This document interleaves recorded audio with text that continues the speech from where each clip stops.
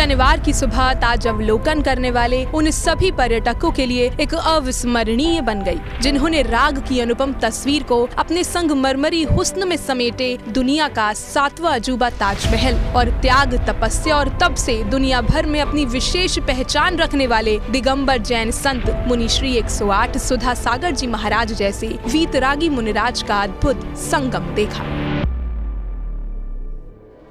सूर्य की पहली किरणें जहां ताजमहल के सौंदर्य को अनुपम बना रही थी, वहीं अपनी खूबसूरती पर इतराता ताज त्याग, तपस्या और साधना की प्रतिमूर्ति महामुनि राज को अपने आगोश में देख खुद विस्मित सा हो गया। राग और वीतराग ने जब एक दूसरे को निहारा तो ये दुर्लभ दृश्य एक किंवदंती बन गया।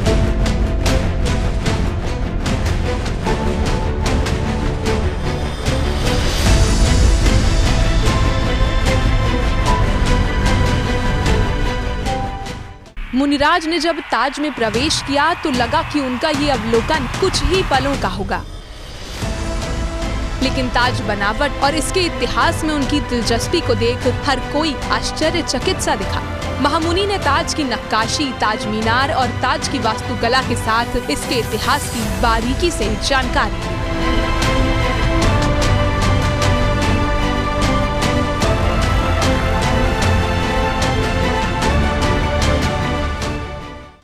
एक इबारत वहां लिखी, जो अक्षर नीचे है वो 100 फुट ऊपर है, दोनों बराबर अक्षर है। 100 फुट ऊंचे अक्षर एक सा कैसे हो सकता है, वो तो छोटा होगा।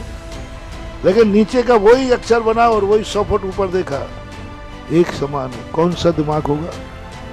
एक कोई मनोविज्ञान शक्ति है जो इस बात को पकड़ पाती। मैंने पूरे अक्षरों को देखा, मन से नापा, जितना बड़ा है 100 फुट ऊंचा उतना। आज तक मैंने दुनिया के ऐसा कोई मशीन नहीं देखी जो नीचे और ऊपर एक समान अक्षरों को सेट कर दे। मुनिवर को ताज के साए में देख पर्यटक, सुरक्षा कर्मी, गाइड और फोटोग्राफर्स के साथ खुद पत्रकार भी आश्चर्य में पड़ गए कि आखिर भौतिक सुख सुविधाओं के साथ ही राग को छोड़ वीतरागी जीवन जीने वाले मुनि ताज को निहारने किस उद्देश्य से पहुँचे हैं।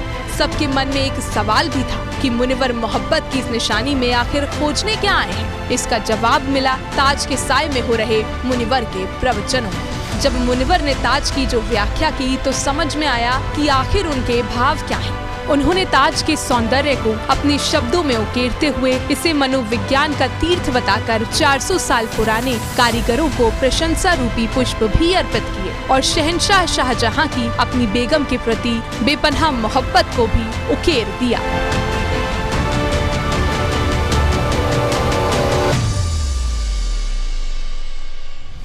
ताजमहल में प्रवेश करते ही एक बगिया बनी।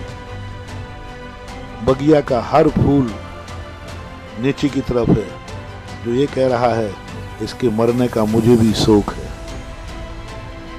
क्या कलाकारी उसमें बनाई। फूल सूरजमुखी फूल नीचे मुख किए है। सारे फूल ऊपर को यूं खिलते हैं लेकिन उसके फूल नीचे की तरफ है। कलाकार की क्या दृष्टि थी कि ये शोक का स्थान। जितनी पत्तियां थी जो दरवाजे पर है, जो वहां बनी, एक पत्ती खिली हुई नहीं। मार्बल के ऊपर सूखी पत्ती बनाना कठिन है। मार्बल में सूखी और गीली पत्ती बनाओ, कैसे बनाओ? हरी और सूखी। अब ऐसे में तो अपन देख लेंगे भाई ये हरी है और ये मार्बल के अंदर सूखी पत्ता और हरा पत्ता बनाना है। शोक का संदेश लेकर वही पत्तों को दूसरे स्थान पर बनाया, वही पेड़, वही सब कुछ, हरा पत्ता बनाया। और वही इस स्थान जब बनाया तो सूखा पत्ता बनाया। और सारे सूखे पत्तों का नीचे की ओर झुक रहे हैं, फूल भी नीचे की तरफ झुक रहे हैं। अब ये मनोविज्ञान वाला व्यक्ति पकड़ लेगा। मनोविज्ञान वाला व्यक्ति समझ लेगा कि फूल ने नीचे की तरफ मुख क्यों किया, क्योंकि ये राष्ट्र की माता ने, उस समय राष्ट्र माता मानी जाती है, उसका मरण हो। अब मुनिवर तो दिगंबर संत ठहरे। उन्होंने बेपनाह मोहब्बत के इस नूर की खूबसूरती का वर्णन भी उसी खूबसूरती से किया और भावों को बताकर ताज खेमा में मौजूद हर व्यक्ति को संस्कार और धर्म की व्याख्या कर संदेश दे दिया कि वह रागी का जीवन जीकर भी वैराग्य को किस तरह पा सकते हैं।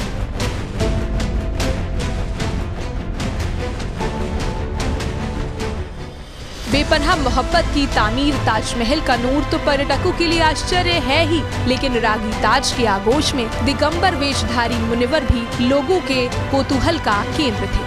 लोग आश्चर्यचकित इसलिए भी थे कि सुबह 6 बजे की ठंड में जहां लोग ऊनी कपड़ों में भी ठिठुरन का आभास कर रहे थे, वहीं एक दिगंबर संत बिना किसी दर्द और ठिठुरन को महसूस किए ताज का इतिहास और इसकी नक्काशी का जायजा पूरे मनोयोग से ले रहे थे। ताज के साथ महामुनि की तस्वीर अपने कैमरों और मोबाइल फोन में कैद करने की जैसे होड़ सी दिखी। मुनिश्री को ताज का इतिहास बताने वाले गाइड शमशुद्दीन भी खुद आश्चर्य में थे कि भौतिकता से दूर कोई दिगंबर जैन संत ताज के इतिहास और इसके हुस्न की व्याख्या का एक अलग ही रूप है, जो ताज की वैश्विक छवि को एक अलग ही रंग दे सकता है।